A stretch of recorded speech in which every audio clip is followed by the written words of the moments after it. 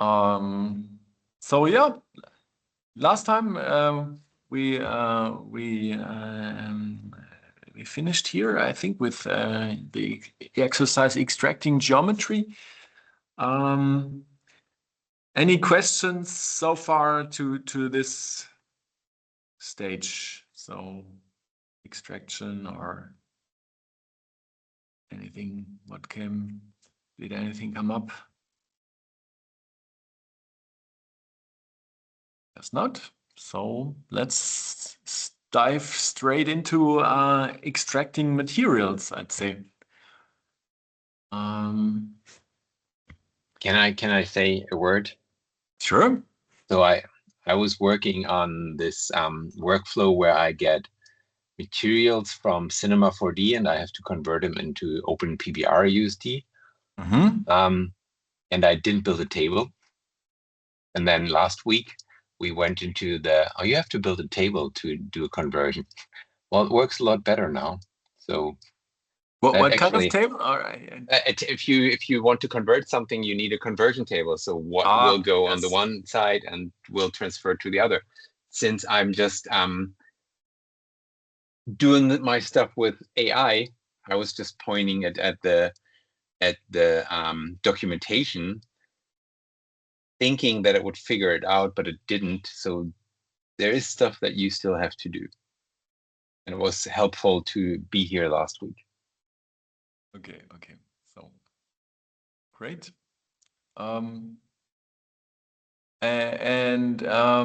So you like have some questions as well, or like just wanted to mention? No. Okay. No. Great. So let's continue then extracting materials. So we had like this OBJ file. I'm not sure. It's a simple OBJ just containing 3 elements. Looks like that, right? And so we extracted the geometry, and now let's look for the material. And since Jan is also a designer, so you can relate to that a lot, I guess. But yeah, let's dive into it. So we need our source code again. Where was it? Oh, it's the wrong one. That's the open folder. We have extracted everything to USD root again, right? That's what I was referring to. This is the structure. And we still have open here in USD root data exchange. And that's our code so far, the OBJ to USD. Hi. Here is also our source shapes OBJ file. That's also an ASCII format, pretty old. But yeah, as you can see, we already looked into that. It defines a cube object, the vertices, the normals, texture coordinates. And here it says use material.001, right? And so OBJ is using a material file. I think that's also, it's called MTL-lib shapes MTL. So let's look into this material library.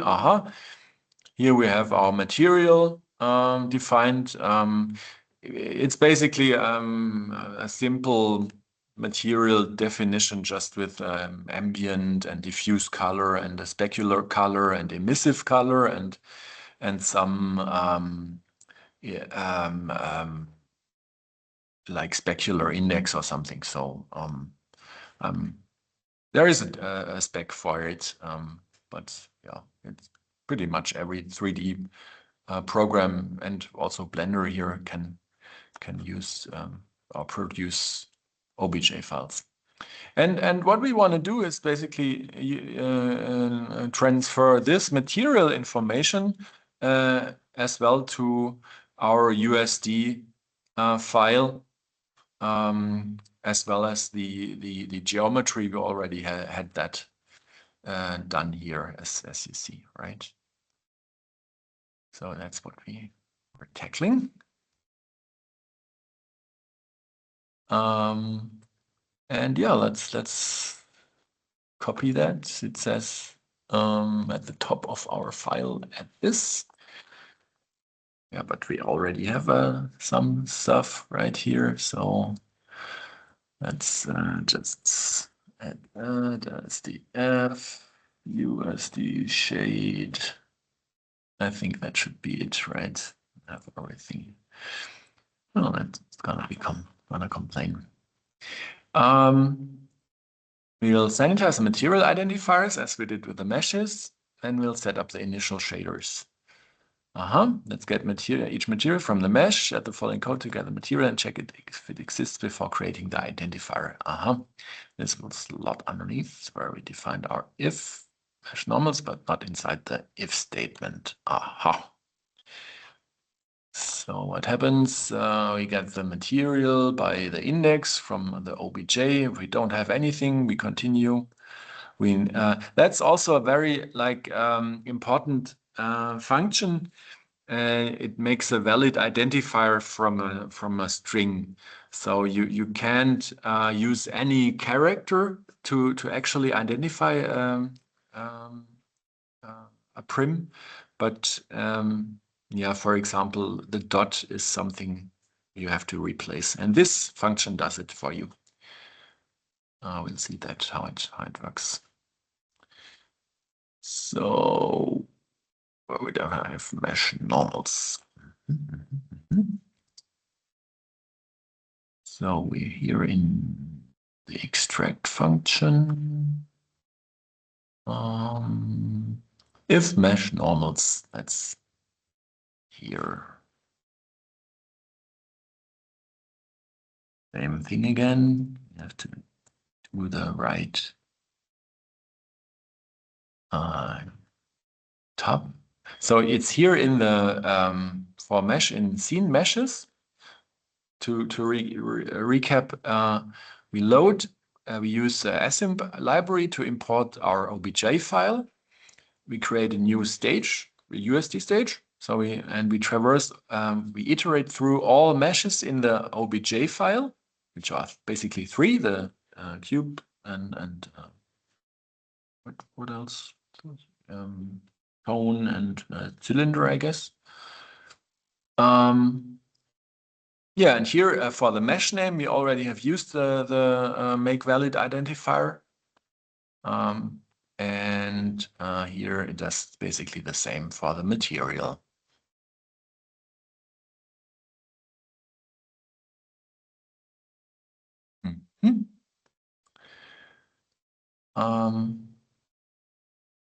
Sounds good to me. Next, we will create the material prim in our stage that has a shader surface for the material graph. And we add this code underneath our material path. Let's do that.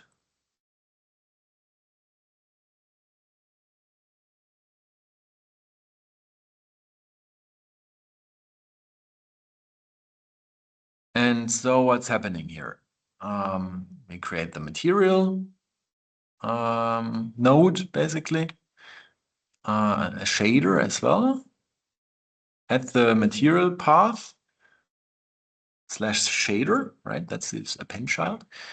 We create an ID attribute. It's a preview surface. That's basically the most common thing for surfaces, I'd say. And we connect the surface output of our material to our shader, basically, right? I'm not that expert in shaders and these kind of things, but if you want to, Fritz probably is also shader expert, right? Yeah. So I mean, like, I don't know if Jan is and there Jan as well, right? even ahead. Yeah.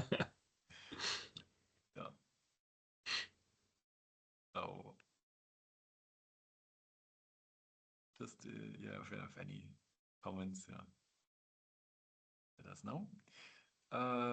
Yeah, so what happens? Yeah, first we get the material info from ASIMP using material index. Start with a mesh. You'll notice that we ensure we're using a valid, yeah, that's basically this, right? Then identifier for the material name. With the valid material name, we create the USD shade material and these two nodes, basically, the prims. And the material prim serves as a container for material graph. Yeah. In this case, we have just one node in our material graph, the USD preview surface shader. Lastly, we love the material graph output by connecting the output surface from the shader prim to the material prim. So just do the connection, basically.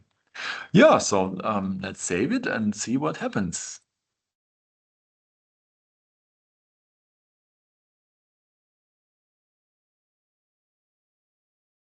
So here, what I have to do is like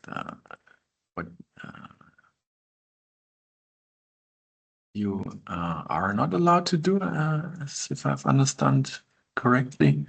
So, but we're using our Python USD virtual environment. And so, oh yeah, what did it do? Aha. It wrote our data exchange shape USDA. Now look what happened here. Oh yes. See, we have a material. It's and if you like compare this material, this name of the prim, we see that it's called material underscore 001. And that's because of the valid identifier, because this wouldn't be a valid identifier with a dot. So, and so yeah, no much, not much more. That's what we just programmed. That's how it looks like. That's the shader, the USD preview surface, and the connection to the basically shader. Yeah. Yeah. Nothing fancy. Let's open it again with USD a USD view. As they state, nothing in the appearance has yet changed because we haven't assigned the material yet. But it's not that.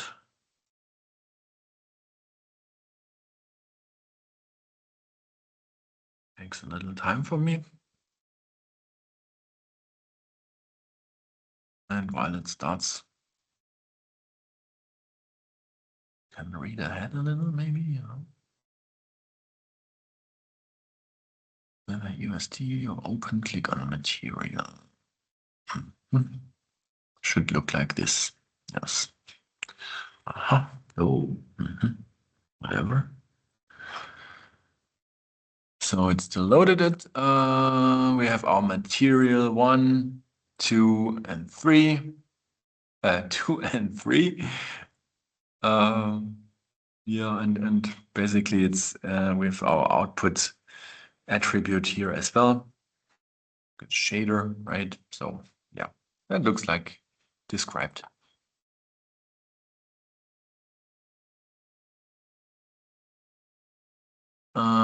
We see something, default dome lights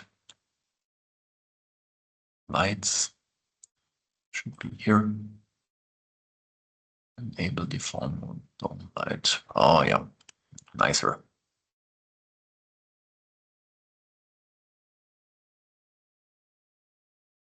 So we've defined the material graph and primary shader for each material, but at this point we don't see anything, right? Yeah. One point of interest that the material names are fixed. Yeah, we already saw that.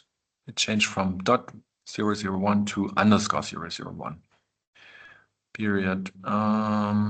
We already did that. the expanded outer surface property on the material prim shows a connection to the shader prim. Yeah, we also looked at that. Next, let's map the material properties from OBJ to the USD preview surface shader. Copy and paste this code. Okay, let's do that.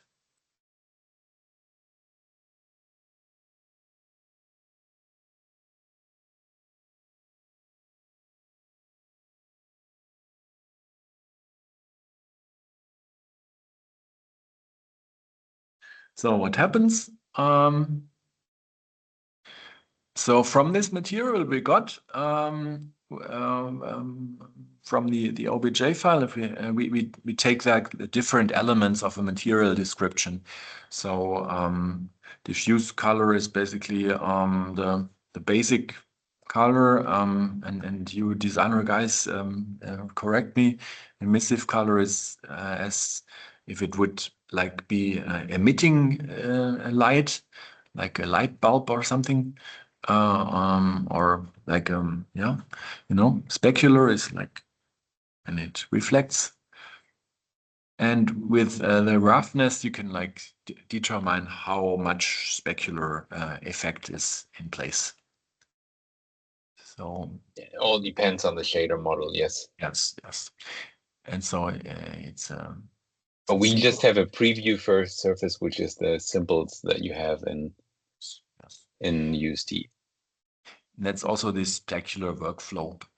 Yeah, that's right. So it's a more complex shader would be PBR, physically based renderer. Physically based renderer, exactly. So basically, yeah, we just create the inputs and yeah, write the values into our shader to compare. These are these numbers here, right? Okay, so far so good. We're setting the surface shader to this specular work for air. Yes, that's what it's written PBR, as it maps directly to the data. We created the relevant inputs and set the values. So yeah, then we have completed our material definition. We don't see anything yet because we haven't connected it. So now it gets more interesting. We bind the material to the mesh, right? And that's done with the material binding API. Yeah, do that. Whoop. That. What happens? We put the material binding API to our mesh prim, right? And the material binding can the binding API can bind, obviously, and so we call the bind function and bind this material to this prim basically, and then we should see something.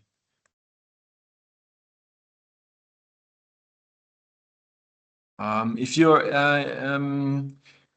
want to like see how everything should look like, there's this element you can put, click on it, and then you see basically how it should look at this point in time, the source code. But I think we're pretty good that we actually have done everything. So let's do it again, right? And maybe we have to start another terminal. Whoop. Start that. Converted results. Let's look. So that's what we all the attributes we wrote.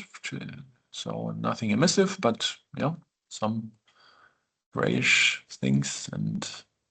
And here now, that's also different now. We have appended the API schema for material binding API here to the sphere mesh, right? And there should be somewhere, there we go. There is a new relation in the file, material binding, and it binds to material 3. So if we now reload our stage, we should expect to see, oh yes, that looks nice. See, now we have a scene with material. And it's also reflecting stuff, so nice.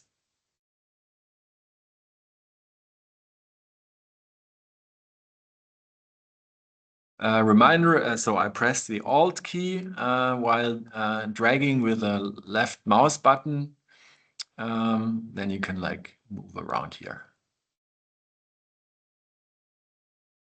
And since we have enabled the dome light, we also have like these reflections of the environment here at the sphere. Very cool.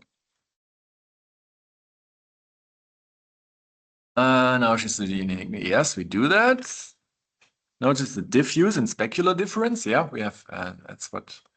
Yeah. That's a good point. See, have you seen the differences between the materials?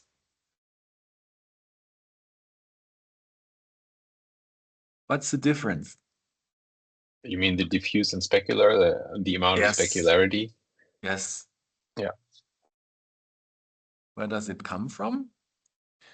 So the sphere has, what has it? Material 3. And if we look into the Specular color. it has a specular color, right? And it has a roughness of 0. So that means it reflects a lot, right? Yeah, it's not rough. Yeah, and here the cone, it has a roughness of 1 dot, so the maximum value. So you don't see any like specular thing. And what about this guy? Material 1. It's a little roughness, so it's just a yeah. Well, yeah. So why is it that the cone has no smoothing, meaning that we can see the edges from the polygon mesh? Which means that we don't have any normals which interpolate, or if we don't have any normals, there's normally the ability to make a smoothing across, which is something depending on which software you're in. Yeah, I'm actually not sure. So we had normals in the file, and there is no like well, smoothing, right? the sphere obviously has normals or some smoothing. So maybe we should just have a look at where the difference between the cone and the sphere is. Good point. Let's look into that. I mean, we don't have to spend too much on it, but so maybe that would be also something to because actually subdivision scheme, no, that's not. I would have to look into that as well. Yeah, then we shouldn't waste time on it. Yeah.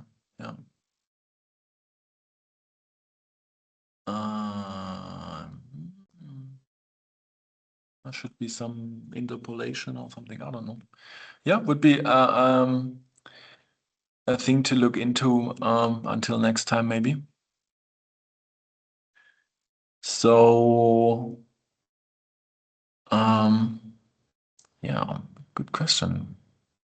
OpenUSD. There's some. So in Inventor, I know it's a crease angle attribute, but it would be. Let's see. It just.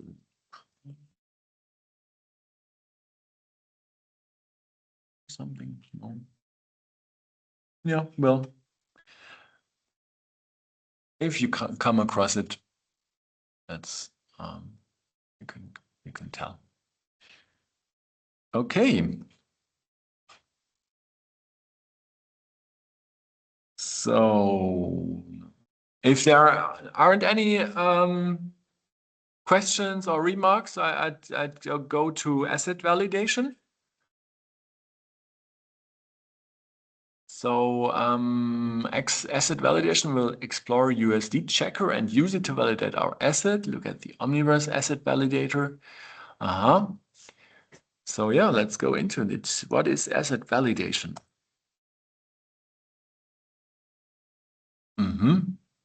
USD checker. So you check basically an asset.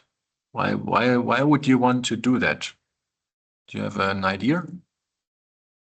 You have it conform to check if everything is correct, because it's kind of hard to go through the code just reading through it by finding mistakes. Therefore, it's a bulk way to check whether something is correct or incorrect. So the thing is, since USD is all so flexible and powerful, it's also like you can do anything, but some things are not just well if you want to integrate your assets with others, and since it's a collaborative format for collaboration, so you want to make sure that others can also use your assets, right? And that's USD checker. It's part of the tool. Yeah. And you can also use it in a pipeline or in an asset ingestion for another tool. So like good point. It's practically comes very handy, because it solves, like it detects all the issues which make your pipeline break in the end. And by the way, it's also available as a NIM from NVIDIA pre-configured. Really good. So they solve it with inference then, if it's an NIM? If you can locally deploy it, or you take it directly from NVIDIA, as you wish. And you can put in your own rules also in the NIM. So the NIM is pre-configured, but you can put in your own rules. Okay. That's that one? Exactly, yeah. Awesome. Yeah. Okay, but is it actually do an inference then, or is it programmatic? You mean the... Well, if it's a NIM, then it's an NVIDIA inference model, which means that's an LLM that's running the background, which is a different approach than to do it deterministic and programmatic. Yes, but it's still, it's still running via inference on the... It is programmatic going through it, pre-configured. But it's still a NIM. There's like no... It's not running a language model there or something. Cool. It's rule-based. Yeah, it's rule-based. Yeah. That's awesome. Yeah. So cool. There are some examples as well, right? But yeah, that's good. Good point to try. Thank you.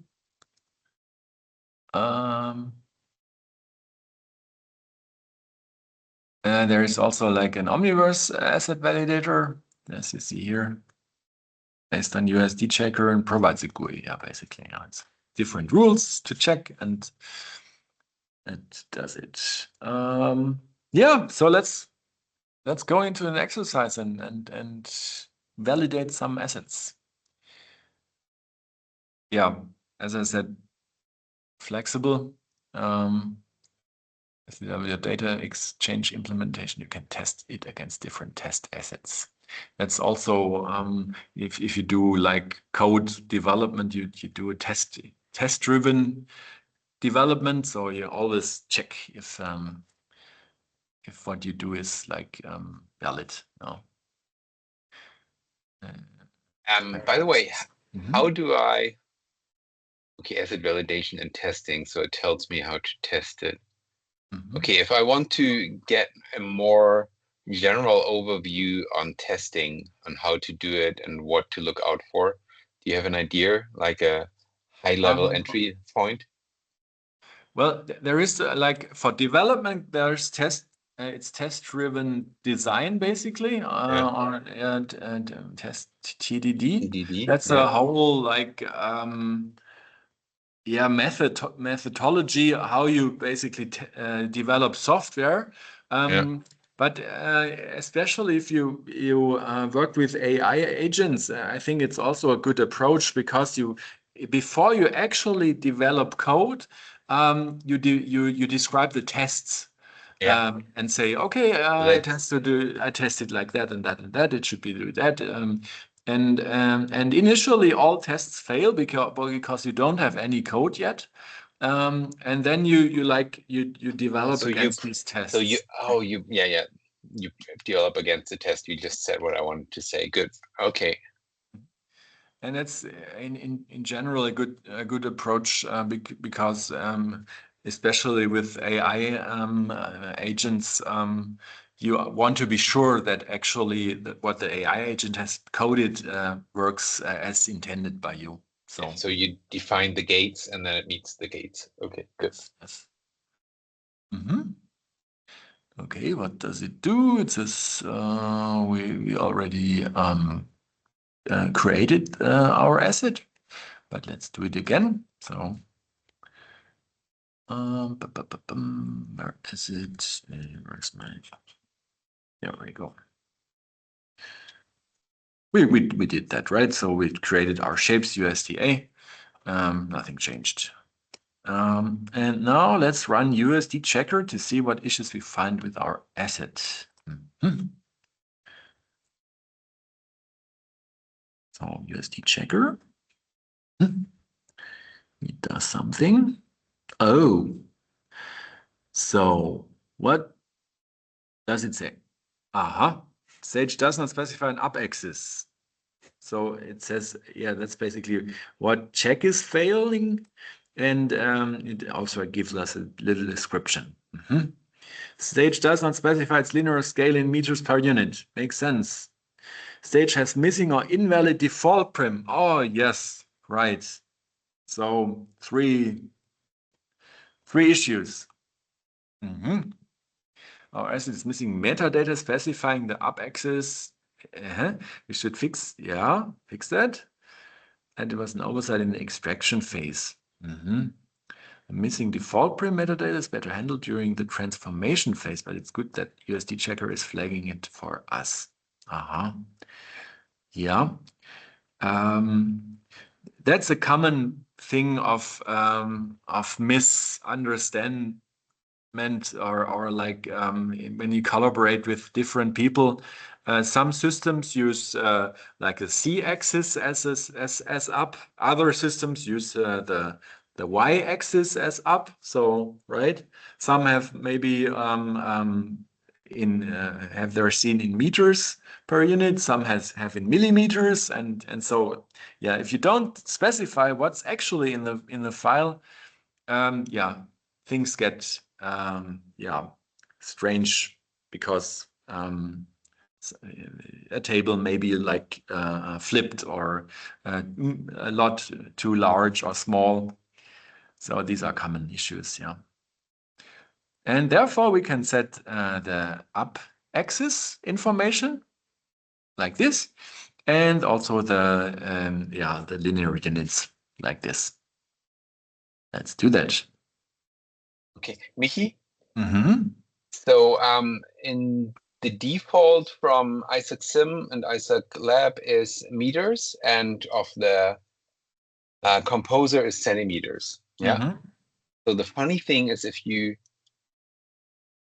you take like one scene from one paradigm to the other, it converts it correctly. So the objects stay the same, but I'm not quite sure, but I played around with it. If you initiate a cube, and you play around with it, you get strange phenomena. I don't know anymore what happened, but since it's like tied to the unit, and the one in Isaac Sim, 1 unit is 1 meter, there was just some strange behavior. So if you ever stumble over this, keep in mind that these two different programs have different default units, because that really puzzled me a while ago. Yeah. I have some words also about this topic. I have read some website that says the Omniverse layering architecture that only look at the root layer, what is the metadata of the root layer.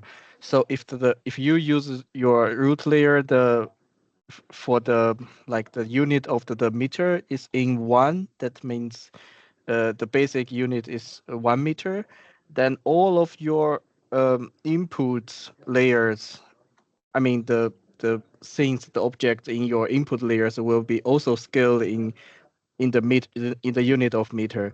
So you can have some very big chairs or very big humans, even though you defined your object in centimeters or millimeters, it only looks in the stage what is the basic unit of the root layer. So that is what I have discovered from the documentation. And I also have some maybe a question about the y-axis, the up axis. Some other CAD software will use different coordinate system. For example, some of them are having z axis for the up, and when I convert the step file to USD, I can choose actually option that which axis will be top. But actually it doesn't help me really to change the position of the object. It just changed the coordinate system of the stage. So my stage is correct in with z axis in top, but the object is falling down because I think maybe the vertices and the points are calculated still in the system of y-axis as a top. Yes, so I'm trying to find a way to recalculate it, or use the offset rotation for that, and turn it in the correctly way. This is what I'm doing now. Okay, there is inside. You can reset the pivot. When you're in Omniverse, you can go to the extensions and go to the pivot tool, and this gives you like another matrix that you can put on top. Yes, I have found it, and I use it a lot, and it's quite useful for me. But pivot tool approaches, but pivot tool is only for the translate actually. Yeah, my the problem scale is doesn't have it. The scale, my problem is my object is still laying down, and I need to add a what does it called, the transform op, like the operation of transform, and add the y-axis of the rotation in 90 degrees, and then make it looks correctly. You could also really transform the coordinates as well with Python basically, but maybe also if you have such a question, bring your model, and we'll try and do it together, right? That would be also something to Okay. do it. So I just used the built-in function of Omniverse USD Composer or USD Explorer. Yeah. But Yeah, we can find together another extension with another way to convert the cat files. Yeah, so yeah, that would be I think one like handling cat files is also an interesting thing in general. That could be another episode, I'd say. Yeah. Yep. So if you're interested in this later on today, there's the other study group with Nandu, who is covering the very same thing. Good point. Yeah. Thanks. So it's like at 6 o'clock. I'll try to paste the link. Makes sense. Thanks a lot. Yeah. Okay, so yeah, let's maybe continue with our validation and do that maybe also next time with a step thing, or if you have any input from Nandu, that's you could present it next time as well. So we have been at our extract stage after we define the stage. Yes, makes sense. So what happens in our obj2USD? Here we create our stage, right? Now we have a stage, so let's put it here. And we set the up axis to Y in this case, and the stage meters per unit, linear units meters. Makes sense?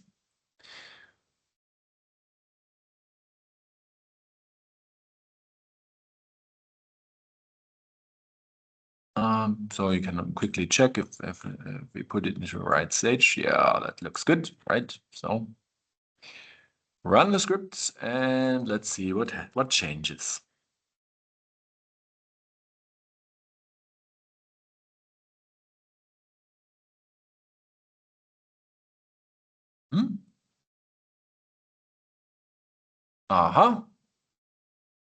Here we have now the metadata, meters per unit, and up axis. Yeah, makes sense. So I'm curious what happens with our USD checker. What would we expect? This and this should be fine now. Yes. So still one thing left, the default prim. That would be also something written here. Give a little spoiler now. Yeah, down to one error, stage is missing default prim. That's it. Fix blah blah blah blah. Fix it. So we transform, data transform. Let's maybe look into data transformation. I don't think we get through it, but explore the lifecycle of data transformation, learn about how exporters work, and review export options. So what is data transformation? Yeah, we have our source, apply our export options, restructure, and optimize, and then we're good. Data transformation allows customers to tailor data to the specific needs. DCC developers should ideally handle data extraction. They can leave transformation open for third-party developers to extend. Key aspects of data transformation include optimization and stuff, depending on the use case. As USD expands in new industries and domains, your exporter must adapt to meet evolving requirements. Flexibility ensures your OpenUSD export can easily accommodate future use cases and demands. Yeah, makes sense. Reusability can be shared across since they all operate on USD data. Exactly. Extraction code from source formats to open is quite largely unique. Data transformation for specific clients or workflows can be designed for reuse across multiple exporters. Yeah, that makes sense. Yeah. Because when you transform things, you already know about the use case you're transforming for, and so you probably can adapt this to multiple input formats as well. DCC. DCC is digital content creation, right? Exporters. Yep. Should digital content creation means Max, Maya, Cinema, Blender, those kind of tools. Right. Export for 3 configuring a game engine, make it work out of the box so they don't need a developer. Right. At the same time, provide a transformation pipeline so the developers can choose which of your data transformations they want to use and even add their own. Round-trip data exchange, yeah. When designing workflows that involve round-trip data exchange, import and export, minimize data transformations. Yeah, if you want to like get things in and out, then the more you transform, it gets more complicated to really exchange one to another, right? Complicate the process of accurately reversing changes and re-importing the data. Yeah. For example, if you like transform and merge meshes, for example, you don't remember which vertex was belonging to which mesh and these kind of things, right? So data transformation opportunities. Transformation is also a good time to prune data that may not be relevant to a workflow or client. Yes, if something's not important for that client, just leave it out. But as stated before, if you want to get everything back, then you lose information. So it really depends on the use case, let's say. Third-party developers may want to add more data to an export, right? So it always depends what's the use case. This could be handled in an early step in the transformation pipeline. So you do this step by step. Yeah. Third-party developers can leverage the stage from the raw extraction to export the data as sparse overrides if they choose for multi-workstream workflows. So sparse overrides, basically just overwriting some attributes of prems. So this is basically when I or somebody says over, you just put an over it. That's a sparse override. Okay, good. Well, and the work, yeah. And the work stream it comes from the pipeline development with filmmaking, where you have a modeler, which is one work stream, and then you've got another department which is doing the texturing, so that's another work stream, and this is what this means. They can be layered on top of each other. Good examples also, like we had this for this virtual commissioning use case. So and so basically we had 2 separate streams of files then with different for different usages. A transformation step doesn't need to happen in the same process as the extraction or other transformation steps. Yeah, as soon as you have like a USD, you can put it into your pipeline as wherever you want, right? You can even consider transformations that may occur as post processes after a stage has been exported or converted.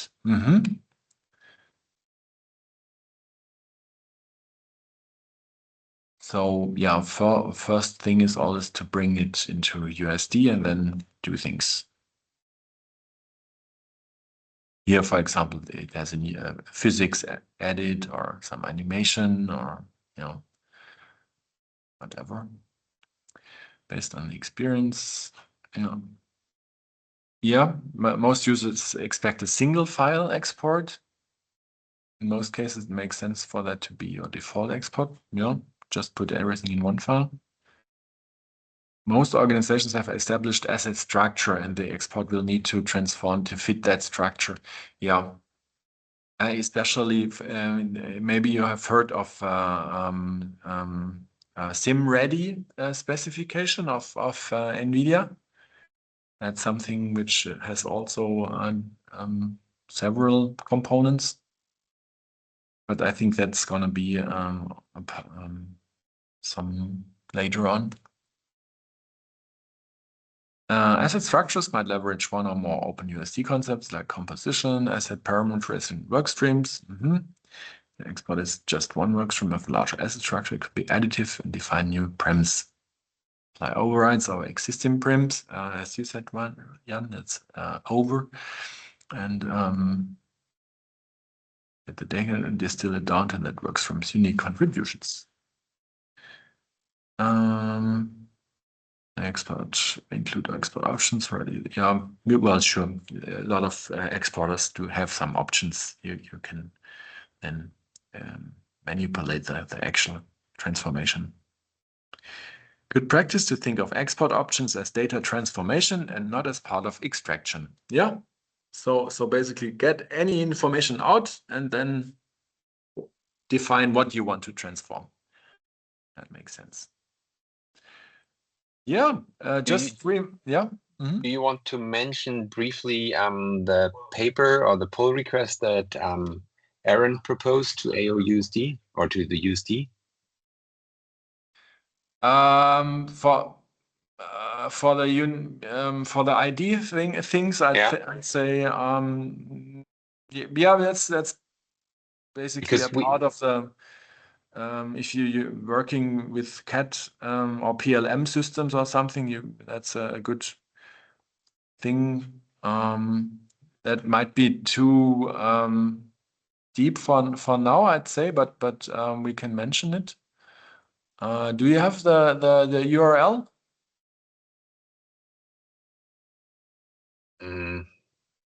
I should, but I don't.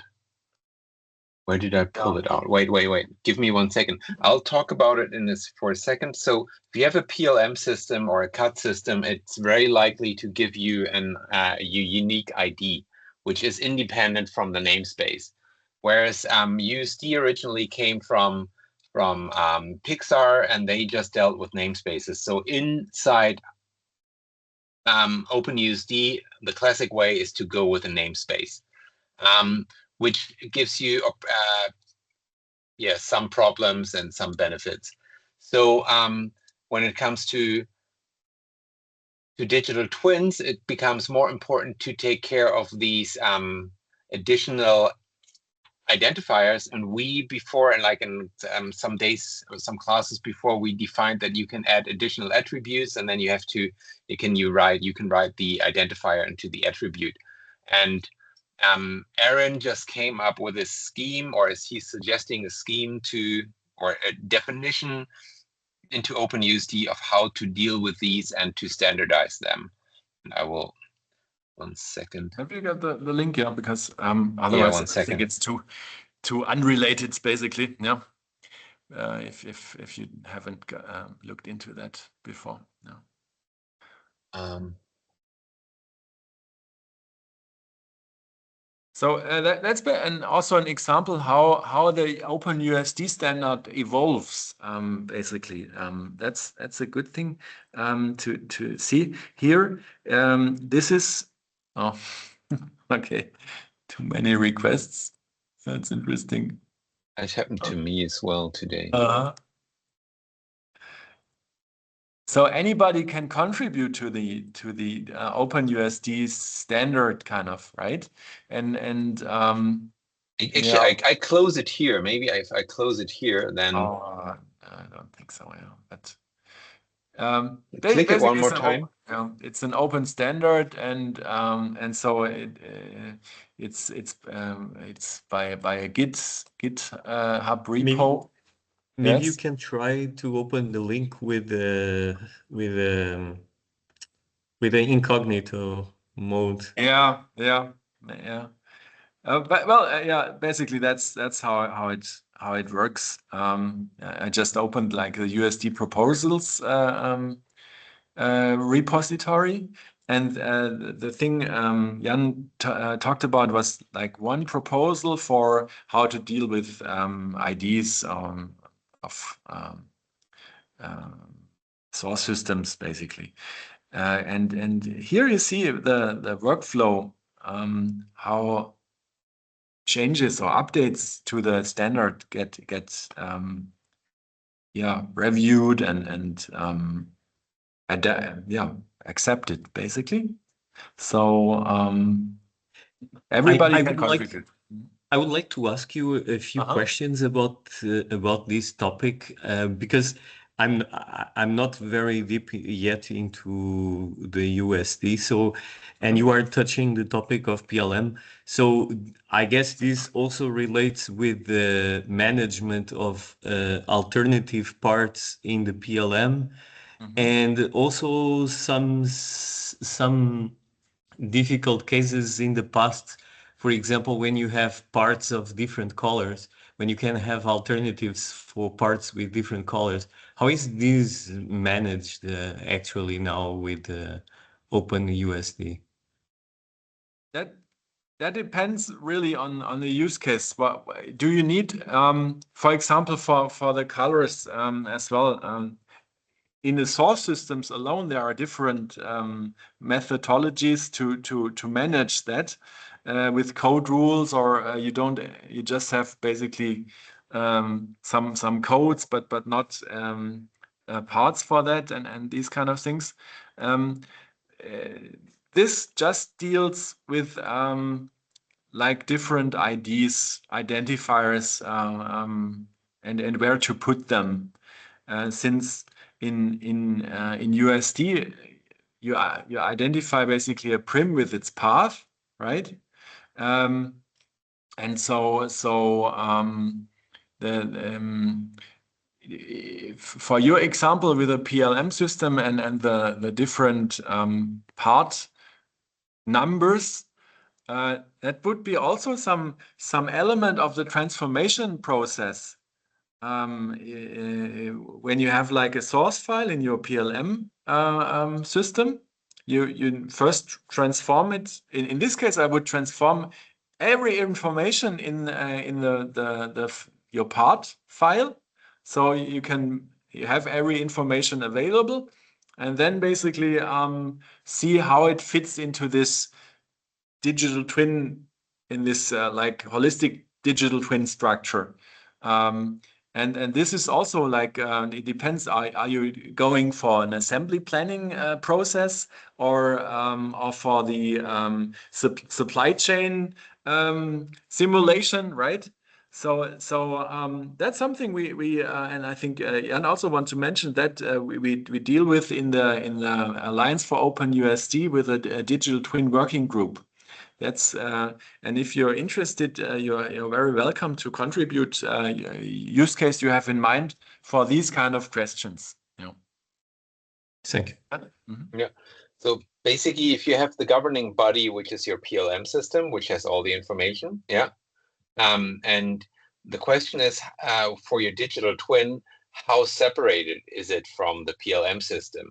Is it tightly integrated, meaning that you can use the PLM system as the backend to call up the geometry, And then the question is, do you transfer it into a logic from USD, which would be the variance and all that, or do you do it in a different way? I don't know. I know from working with Unreal in the past, that you would have the logic not in Unreal, but in a backend, and then you would drive Unreal with this logic. But if you have a PLM system which is governing your CAD system and which is governing your web front end and the entire supply chain and those kind of things, and then you should hook it up to the USD part as well. But this is like, implementation. I don't know. These are different work streams, and it depends what you put into which work stream to make available for that use case. Michael, I know that we are already out of time, but I would like to ask you just one more question. So we have been working a lot in fixing a workflow that works to transform a WRDF or first to import a WRDF into Unity without errors. And now that I see that Unity is starting to also propose a package to work directly with USD, do you know what is the current status of this? Is it able to work? Is Unity already able to work properly with let's say the most common USD files, or is this still very in the beginning? I don't have any experience with Unity. I'm afraid. Yeah. We're using Unreal. But you guys, Andreas, maybe or no? Okay. No, Very have no experience on Unity. very high level. I think that they have some stuff. I mean, you can look in here and there is like an introduction, USD version, support features. But from what I know is that they started it and then they didn't really proceed. So I'm not sure. Yeah. Okay. But this is very secondhand. With Yeah. Unreal, you can totally use the USD and put it as a stage object, and then you either compile or you either transfer it into a UAsset, to make it native. But you could also in Unreal build a basic application which is compiled, and then you just pull in USD or GLTF files that are loaded on runtime. So that totally works. Yeah. Maybe Fritz he already left, but I think he's got some experience with Unity. So maybe you just ask him. Yeah. So for now, what we did was we created a plugin for Fusion to correct the WRDFs. So it analyzes. So you can either draw a part and then it exports the proper WRDF for Unity, or you can also load the WRDF and then fix it to have always a proper import when you import it to Unity. But now I was looking for a workflow with USD. Yeah, so maybe I can also bring an example and we look into it. Yeah. Okay. Cool, Thanks. guys. I have to leave. So thanks for your time and have a great weekend. Yeah. Bye. Have a great weekend. Bye. Thank you, Nelson, and if you have a nice have weekend. some questions, we could stay in here if you. Yeah. There's Absolutely. not a whole lot I know. So I know that OpenUSD. I mean, I'm just looking at the internet myself right now, and I posted 2 things here. New OpenUSD package now available, Unity Engine, 6th of December 2023. Yeah. And then there is some stuff on 2024. Yeah. So I don't know how up to date they are with that.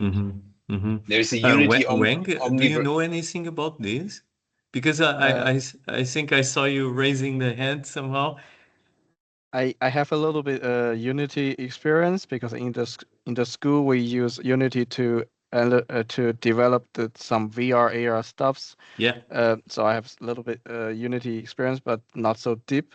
I have also searched up in the beginning if there's some connection like or connector for Omniverse, like you can transfer your scene or your prefab object in Unity directly into the USD file, and you can use it in your Omniverse or something. But actually, they don't push it. They don't like go further in this direction. Yeah. But maybe there will be some plugins or some Unity assets or some packages you can use from the third party that may achieve this goal, like convert from the how does it called? URF, URDF, yeah. URDF, those Yeah. robot kinematic or something to the USD. So I just suggest you to search in the internet, and yeah, Yes, thank you.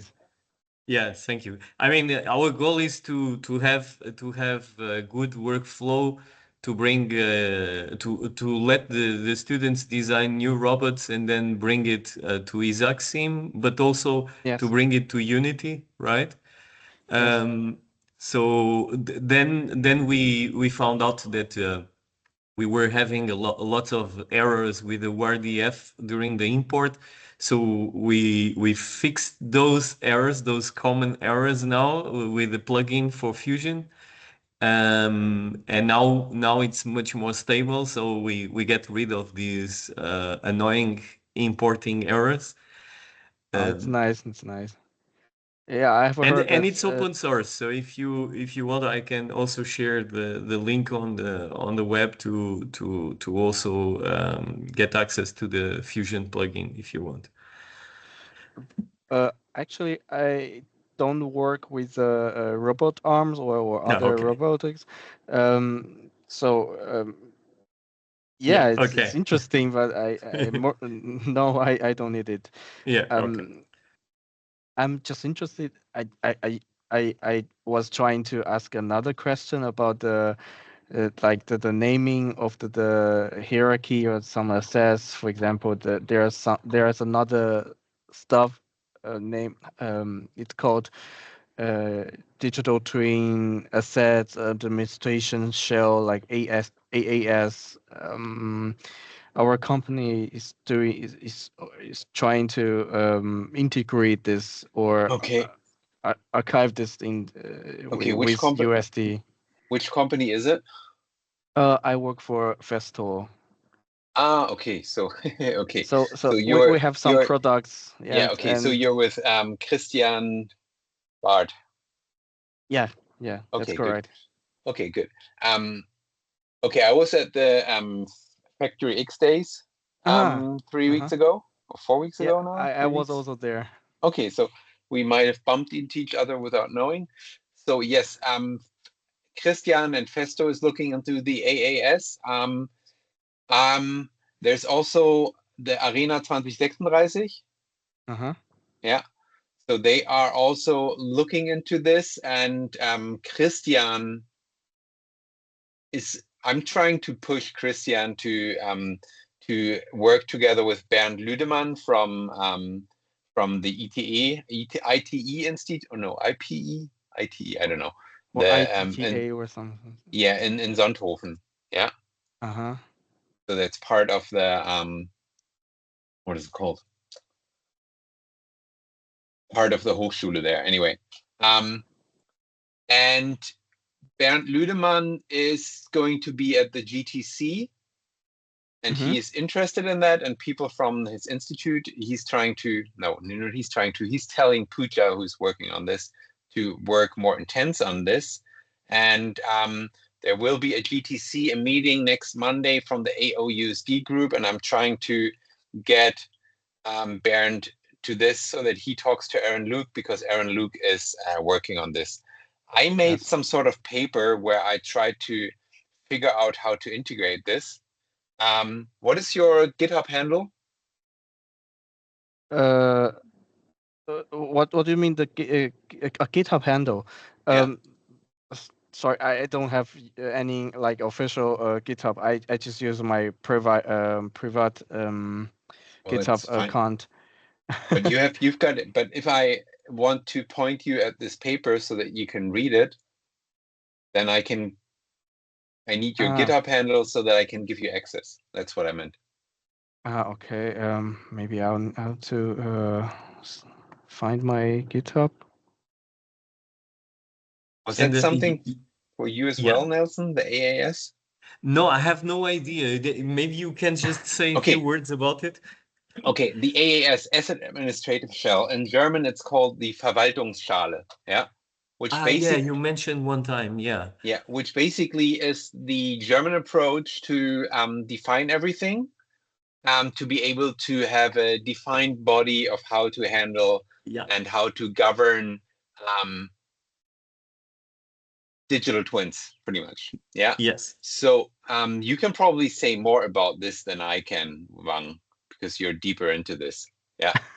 So, Actually, AAS, I'm also new. I'm just doing like focusing on the OpenUSD and Omniverse. okay, yeah, but good. I remember, Jan, you shared some links at the time, and I checked it. Yeah.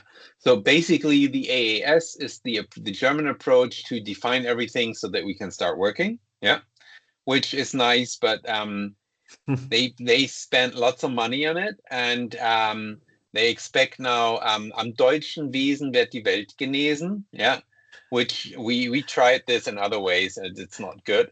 So basically, the AAS gives semantics to your parts, and you can define parts and subparts, and it's in this way quite nice. It's the template. Wie sagt man diese templates? So is this an heritage from the Industry 4.0 era? Yeah, sort of. Uh-huh. Yeah. So and there is the OpenUSD is interested in how to combine the AAS with OpenUSD, and Yes. I basically wrote this paper of how this could work. I don't. It's probably not. I mean, nothing is ever ready. Yeah. Basically, and it's a big thing. Yeah, and it was for me a learning path to get in there, and I do all my stuff with AI. Therefore, inside Cursor, or no, yeah, inside my IDE, I define a certain paper, a certain structure, and then instead of with a normal ChatGPT, you can just have a chat. You're never able to recover the knowledge that you gained. But if you do this in an IDE and you do it in a structured way, then you can just tell it, well, I didn't understand this part. Yeah. Please go more deeper into it. And then my IDE is connected with certain MCP servers, and I have the USD Bible, which is the paper they just released. And also I took the Pixar website and converted that into an MD file. So I have this in the back of my IDE as a reference, yeah, so that I get better answers.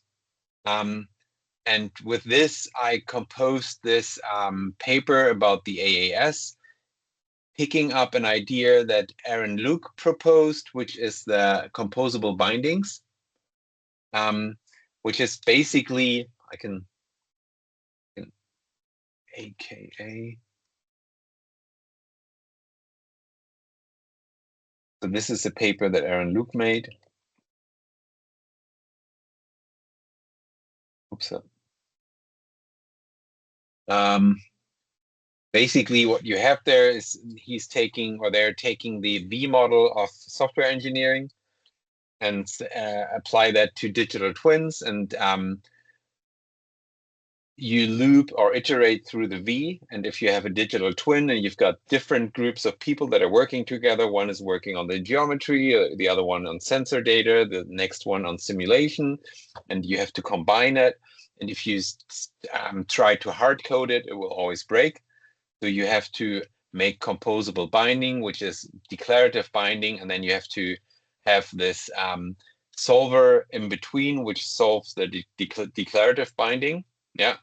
Which is not as performant as if you would have it as a hard binding. So, but while you're going through the V loop over and over again, you will be able to make it narrower and narrower until it breaks. And this is where I propose in my paper, this is where you should use AI, because it's a good pattern recognition machine. And you define like a certain declarative binding, and then you take the AI, which is narrowing it down until it breaks. And then since you have documented it, you can open it up again until it's not breaking anymore. So if you introduce something new, yeah, and it breaks, you just open it up again like a valve, yeah, until it flows, and then you try to narrow it down. And this way you can have like the benefit of having AI driven stuff while still being deterministic. Yeah. So this is an idea I proposed in there. It's probably not mine. It's declarative binding is not mine, but anyway, so I will invite you. Did I invite you, Nelson, to this? Is that interesting to you? Okay, yeah. So this paper might be total bullshit because I'm not. I'm like an artist, yeah, going into this field from the side, but I try to make it good. Yeah. Thanks. I have write my email that if you have some other interesting stuffs or materials, you can also send me, and I'll try to read it, because I'm really interested about how to write or how to define semantic labels for the assets in USD. Should we define our own schema for that, or use some other ways? What do you mean with that, Wang? Can you just say a bit more about that? So is it about ontologies or what?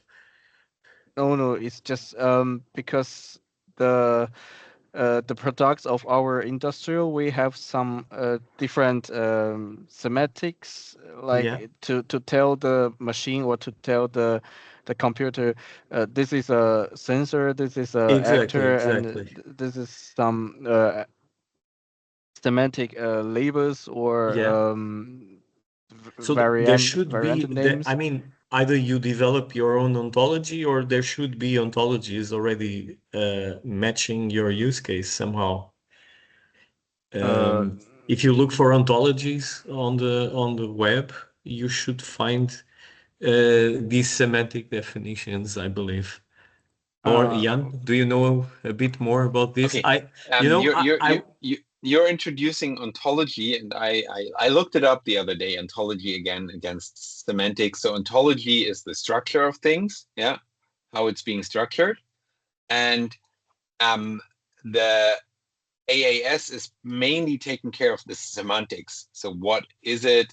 And it also has a structure because you can nest everything inside each other. So you've got an assembly, you've got a part, and then you've got a screw, and then you have to decide where to cut off what is your last bit that you define. And the interesting thing is that since both the AAS with their templates and the OpenUSD are nested structures, and you've got the slot inside AAS, which defines the geometry, yeah, you can totally script everything, meaning that you could, out of the AAS, generate your OpenUSD file because it's pointing at the cut file, which is then governed again by the PLM. So you have to figure out who is taking care of what, yeah, but all doable. And then it pulls the cut file, it generates it on the fly, generates a USD file out of it. It has the hierarchy, it has the transforms, all of this in there, and then it assembles or generates the USD file on the fly. Yeah. Or you have the USD file sitting inside the AAS, yeah. And then you just pull it out of there and generate it like this. But this is when you think am deutschen Wesen wird die Welt genesen, yeah, meaning that you've got the AAS as the governing body. But if you talk to Aaron Luke or somebody from the AOUSD, they're like, nope, yeah. And this is where with any digital twin, when you start conceptualizing it, you have to see, okay, what do they have? What is their data lake? What do they have implemented? Where are the gaps? How can we start? It's never going to be perfect, but we have to start. Yeah. And what are the parts that are missing? And you at some point you have to decide: is it the PLM? Is it the ERP? Is it the AAS who's governing? And this has to be decided. Yeah. And then you probably have to stick to it. And you have a lot of different players that have to be integrated in order to do this. and you need change management and all those kind of things. But this is very theoretical because I haven't done it. Yeah. Yeah. So Yes. I worked on this many years ago when I was working in South Korea. So I was working with Samsung, LG, all those companies, and we wanted to integrate the PLM systems of all these companies into one single system to exchange data. And at the time, we were working with ontologies, and we developed these ontologies for the PLM system to be able to really interchange data easily. But I think nowadays maybe you can have a look at some of these websites that I posted, because I'm now very far away from that knowledge. But maybe you can find something interesting for what you. I don't know. I'm just guessing, of course, but Thanks anyway. Maybe it will help. I'll take a look of this website and the definition or some yeah. content in this website. It looks very developed. Okay, just a little niche into the future. So when they measure AI right now, and the performance of AI, they take a measurement. A human takes like a certain amount of time for a certain task on average. Let's say an average human takes 3 hours to develop or to finish this task. Yeah. And then they check how long do the newest models take to, or can they handle this task? Yeah, and like the first LLMs with ChatGPT 3 years ago, 2.5 years ago, they were like able to stick to a task which was like 15 minutes, yeah, or 3 minutes, and then 15 minutes, and so on and so forth.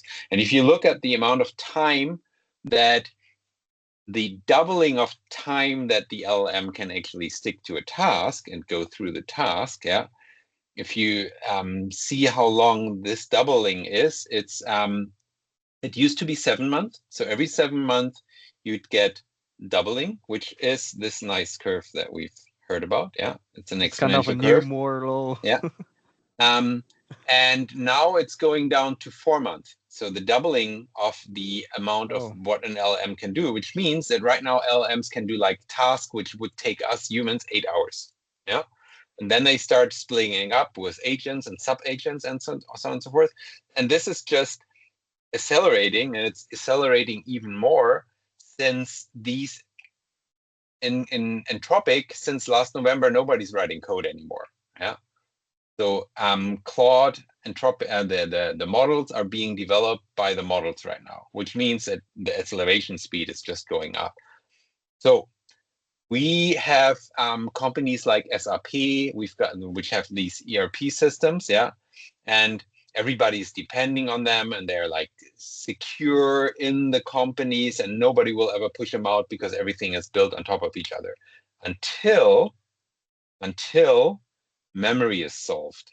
So we've got rack systems right now, yeah, and we've got vector-based racks and semantics and whatever, and it's how these LLMs retrieve data right now.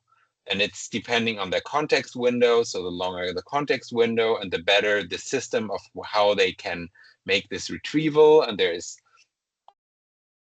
several different companies that try to solve problems that you have with racks. Once they've solved this, yeah, and you have the company that can look at the database from a big company and have like this super overview, yeah, this will change everything. This will so much change everything, because then you have got, this will be, and nobody knows how far away it is. Yeah. The issue with all of this is the agreement on some kind of standard, because everybody talks about standards, but then we have 1,000 standards, and then it's not a standard anymore. And but if you have an AI that can keep it in mind, they can come up with standards on the fly. Maybe, I don't know. I mean, it's crazy anyway. At least it can manage the different standards. Maybe, yeah. But it's yeah, it's a crazy world that we are entering anyway. Yeah. And then at the same time, you've got this nightmare which is happening in Iran right now, with this conflict. This will be interesting. We could get into this if you want a sleepless night. No, it's well, we are changing the old rules of the world, and Yeah. right. So we are rewriting many things. Can I say one thing right now?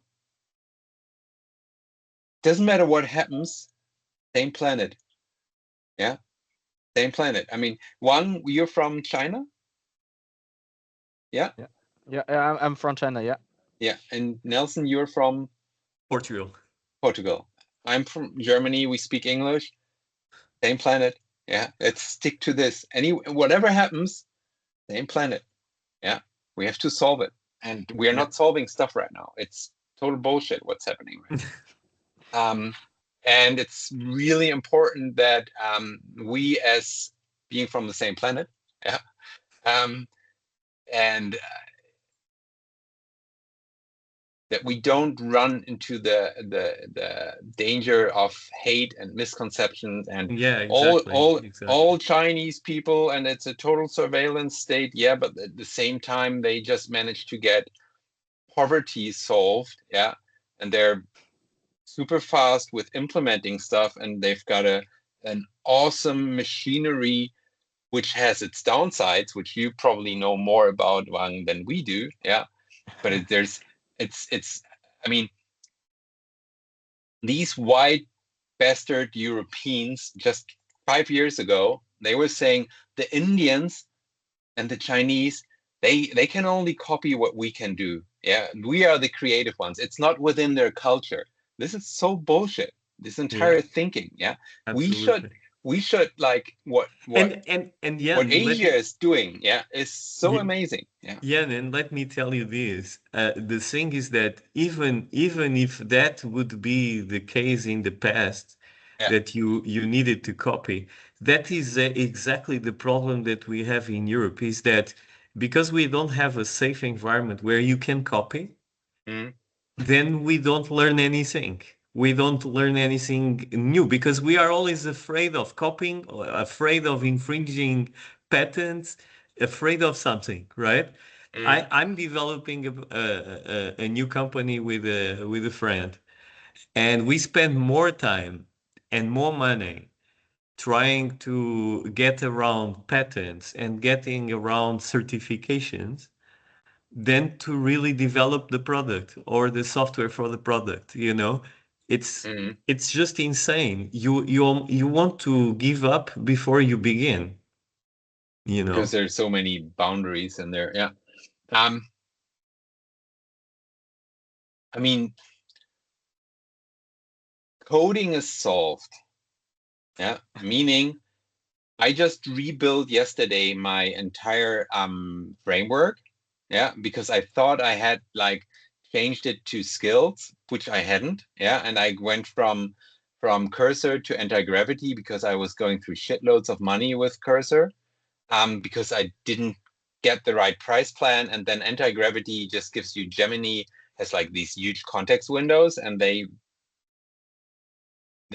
price is pretty good. Oh, by the way, have you seen lately in the maybe last 2 or 3 weeks these new open source project that basically it captures everything that you are doing with Claude, and optimizes the management of the information, the prompts, the results, and so on that you get, and makes the context window of Claude last like almost the entire day without. Okay, no, I haven't heard it. There is an optimization now. It's like a system that you install in your computer, like almost like a knowledge base that basically is doing similar things to what Claude is now doing with this compactation of the conversation and so on. Yeah. But it optimizes it in a way that you are not spending the tokens anymore. Okay. No, I haven't looked at it, but I knew that I started to work with anti-gravity, yeah. And then I went through my entire base. So I've got a routing system, yeah. I've got 2 agents basically. One is TARS and the other one is Marvin. Marvin is always checking stuff, yeah. So I can switch in between. So I've got this initial routing system where I define your TARS or your Marvin, and then I've got different domains which then have skills again. One is OpenUSD and Omniverse. The next one is Cinema 4D, Rhino, so that I have like defined skills for these. And then I've got other folders which are general tutorials, general research, general, what are the others? They're just very general, and out of these then later become projects. The best, I think one of the best things that you can have is this skill of the optimizer or criticizer or error check, because it can and one trick that I saw people using is, for example, they first ask for an answer, right? Like with limited knowledge or just taking what you get from the web, you get the first answer. And then when you use your knowledge base, your MD files, whatever, it's already improving the result based on the first answer that you got. So it's a nice trick. Yeah, okay, what I tend to do, I do discovery, which means that I tell them, make me a discovery file, and I use Whisper, so I talk to the damn thing all the time,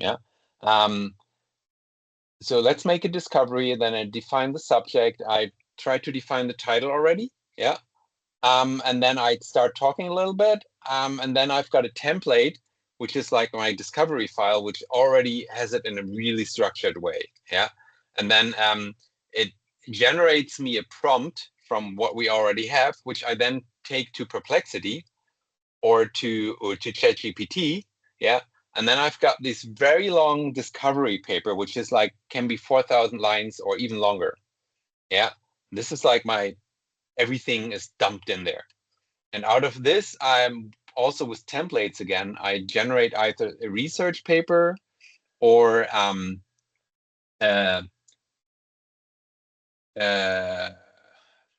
specification, So if it's going to be a software, then I have specifications that come out of this, and then out of this comes an implementation plan. Since I don't know how to program, this is like the core thing that I need. And then over the past year, I've collected all the best practice and the anti-patterns. And these, again, are then collected per domain. So when I'm entering a certain domain, I already have the mistakes that I made before, are already covered. And then the next step is to bring this into a more consistent memory system. So you can use a RAC, and there's other ways. And I think ClaudeBot or OpenClaw, it's called now. Yeah, OpenClaw. And they've got something. OpenAI bought is invested in a company from Slovenia that have some new system. So when I do a search, I make a discovery file, and everything I search is in there, and then it's in my system, and I can retrieve in my system where was the paper. So I just ask the damn thing because it's indexed.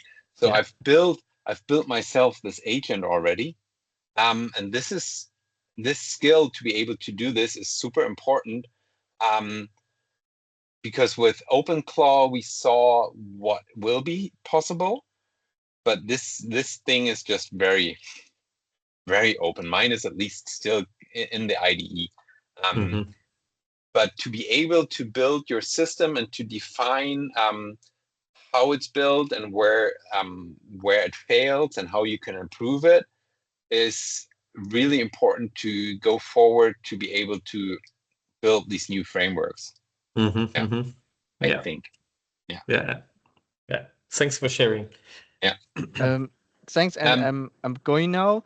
I'm really thankful to to talk with you, and even after the class. I One don't know more if thing. you're One, please. I connected with you in LinkedIn. Yeah. If you okay. Yeah. So and I invited you to the paper. Yes. This paper is located in my GitHub repo, USD Good Start, which is like another attempt that I have, because I'm not a programmer, to have a non-programming learning path and collect like best practice. So you can have a look in there. And then also, when you follow me in LinkedIn, I just posted today 5 tutorials which are based upon videos that the community made. And these videos are for passing the test of Open2B and OpenUSD, get an OpenUSD certificate. And what I did is I went through the video, got the transcript, threw it at my LLM, at my agent, and then I was hoping it would do its magic, but it doesn't. This is also why I changed from Cursor to anti-gravity, because in Cursor I was always like with different models, trying to save money, and that totally fucked up everything, because when you are in the auto mode, you don't know which model is doing it in the background. So you get really inconsistent stuff out of your framework. Basically, these tutorials summarize of what happened in the videos, and then it's giving more context, and it's pointing you at where in the learning path you will find the resources. Yeah. Oh, that's great. That's great. Yeah. The learning process is very it's a huge book of like documentation. It's explained very detailed stuffs, but you need a lot of time to go through it. Yeah. So I think it will be nice. Okay, thank you guys, and I hope maybe if you will join the GTC next week, you'll maybe have fun or find the most interesting topic for you, and see you maybe next week, next Friday. Yeah. See ya. Bye-bye. Bye-bye.